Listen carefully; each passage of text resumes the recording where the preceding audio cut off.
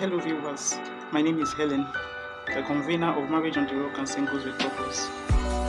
We are still going to continue about a general theme of parentals' approach towards child's discipline. Today, it's going to be all about the various disciplinary measures. How do you discipline a child? What are the measures? Number one measure, verbal instruction and rebuke. This is all about you teaching a child, you warning them seriously or correcting through words. And this can be easily established from the book of Proverbs 13:1 that said that a wise son actually heareth the father's instruction. Allow me to sound this warning that your own verbal instructions and rebuke should not include or involve verbal explosion, like you cursing, using some negative words or some derogatory statement on your words or on your children. That isn't an instruction. That isn't a way to instruct or to teach or to rebuke or to train. And do not forget that all of this we have to have like a foundation or basis, which has to be love.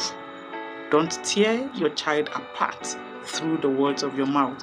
Learn to know the importance of positive confession. So you speak positively, you instruct, you correct, you direct through the words of your mouth, and be careful of negative utterances. 2. The second measure is correction through consequences. It is okay for you to allow your children to face the result of their actions. You should teach them. A practical example is like this, that for example, a child who refused to attend to his or her homework, her take home from school, then the next morning when it was 1 minute to you taking them to school, started crying, "Oh, I've not done my assignment." Don't jump at it by helping him or her to get the solution. Let that child go to school and face the consequences. It is good for the teacher to deal with them. You didn't do your assignment, let them be flogged. It is okay. You cannot actually spare the rod from a child. Let them face the consequences. Let them know that whatever you do could have consequences. Teach them about the positive consequences and then the negative consequences. So consequences, you should just let them taste the natural result of their actions, so they can learn wisdom without unnecessary harshness. Let them face consequences. It's a way, it's a measure. Let them face the music. Let them dance to the music they created by themselves. They will learn. Allow that child to face the consequences of their negligence. It is okay. The third is about physical discipline. Remember, I kept on mentioning in love. So there are certain times that you do not need to spare the rod. When needed, a measure of correction through your rod can actually refrain some foolishness, some folly in your child. Spanking is okay, but do not forget that you will have to encourage them thereafter. It shouldn't be an overdose. Make it age appropriate. Don't lash a boy of 3 years as if you are beating a 10-year-old child. That is inappropriate. Don't carry a 10-year-old boy and lash him as if he is 25-year-old.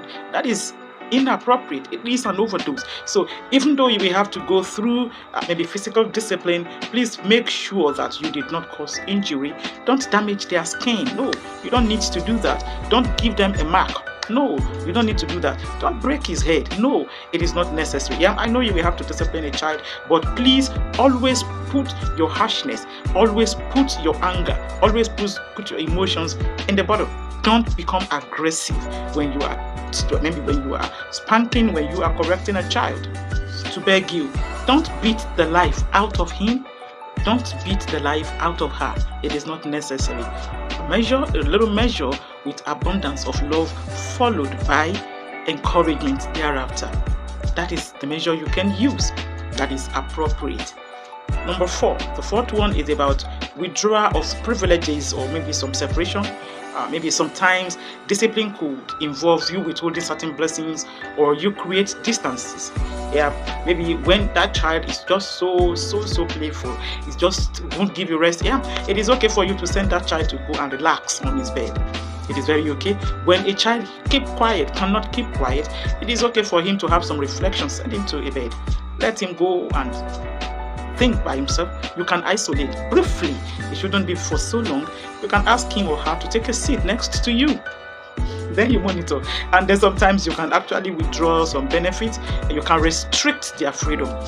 You might restrict them from accessing some of their gadgets. You won't be having access to your phone for 2 days. There will be no subscription for you for 1 week. You are on suspension for this. Yeah, it is okay. Parents can actually apply maybe these restrictions to correct their children. As much as I do believe in correction through some restrictions, I might not be able to support you putting them in a very prolonged restriction for food, especially. Don't starve them because they are still in the growing stage and they need a lot of food for proper growth. Starvation is not correction, please. Don't starve your children of food or of water because you are trying to punish them. Even if we have to do that, it shouldn't be for a prolonged period that will cause future problems for them. Don't make them go to school on empty stomach because you are correcting them. No, that is out of place. It might turn into something else if care is not taken. So we should try as parents to always apply God's wisdom in whatever we do. Number 5 is restorative discipline. A restorative discipline does not just punish, but also to help a child to heal. They help to bring them back on track. So the major aim of this is because you really want to reinstate. Let me give us like a practical example about a teenager who sneaked out of the house without your permission. You might choose to grant that children. You might choose to withdraw some of the privileges. You might choose to withdraw some of the freedom. But later, please, you would need to sit them down, talk through the danger, let them understand the reason why you get like that. Pray with them. Hold their hands and pray with them and allow them to regain the trust. You lead them step by step. You lead them back to God. You lead them back into doing the right thing. And don't forget that the goal is not just to punish, but to restore the relationship and the character. The number 6 is about preventive discipline. This is about training and guidance. So this will begin as early as possible. You set some rules, you set some structures. Consistently, you will be teaching them so that you are to prevent. So this is actually preventive in nature. You don't want it to happen, then tell them early enough. You don't want a child to be so careless and so carefree, right? Then tell them after taking your biscuit, you don't toss the nylon on the floor for me. Tell them after meal, pack your plates, get it washed, don't dump them, so on and so forth. This is going to be preventive in nature. So don't just leave them to pick up every bad characters from everywhere before you now begin to struggle on how to correct them. So you can actually prevent such from happening by setting for them rules and structures as soon as possible. And what did the Bible tells us in the book of Proverbs chapter 22 verse 6?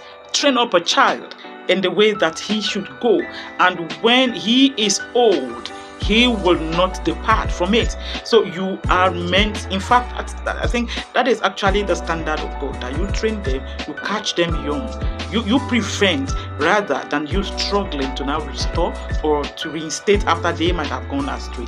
I strongly recommend this to you, that please go for preventive discipline and let them know the consequences as soon as possible. Conclusively, let me try to summarize what I have said.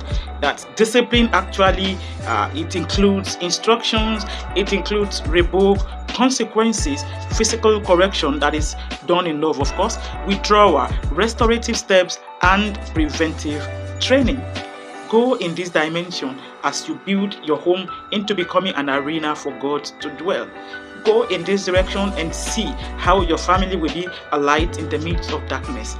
Go in this direction as every member of your family will become an ambassador of godliness, and they would represent God wherever they go. Thank you so much for listening. You can please drop your comment at the comment sections. You can also call me on 070-371-50154. Thank you. Have a wonderful and God-filled weekend. Much love from here.